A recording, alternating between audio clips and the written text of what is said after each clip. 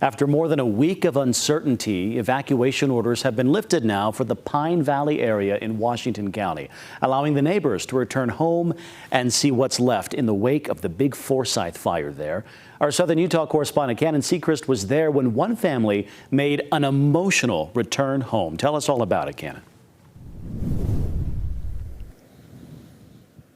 That's right, Brian. So today, crews cleared the way for residents to re-enter Pine Valley for the very first time since that Forsyth Fire began. And for many, that first drive back was one that they'll never forget.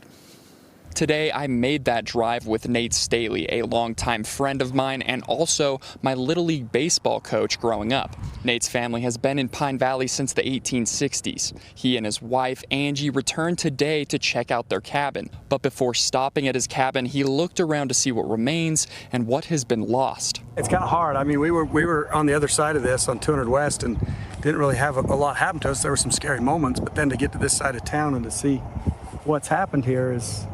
It's sad. It breaks your heart. It makes you appreciate what you have and want to be willing to help others who maybe have lost or been displaced a little bit. Nate and his wife spent the day beginning the cleaning process, and when they walked inside their cabin, the smell of smoke filled the air. Our first reaction was, what can we do to kind of clean the place up? We've got an air filter that hopefully will purify it best it can. But as anyone who's lived through a fire knows, the damage lingers long after the fire is gone. It'll take a little while, and there will always be a smell of that smoke here and remembrance of the tragedy and the destruction that's taken place, but hopefully we can get that behind us as quick as possible. For Nate, the Forsyth Fire has sparked something else, a deeper connection to his family's roots and a call to lift others up in times of need. I think that's the biggest thing with this, is taking away from it more concrete understanding of your heritage, your history, and being able to be better for other people and do more for other people, especially in times of need. And as we drove out of the smoke-filled town, Nate recalled a picture that his mom sent him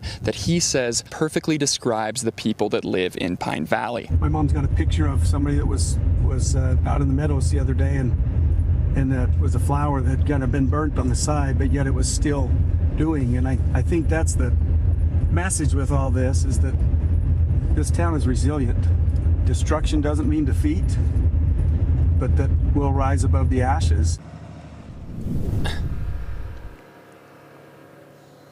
So for families in Pine Valley, returning isn't just about rebuilding, it's about remembering where they came from, honoring those who came before, and then standing together in the face of loss. And those scars left behind by the Forsyth Fire won't fade quickly, but it's clear that the spirit of this town here is still standing strong. Reporting live in Pine Valley, Cannon Sechrist. Brian, back to you.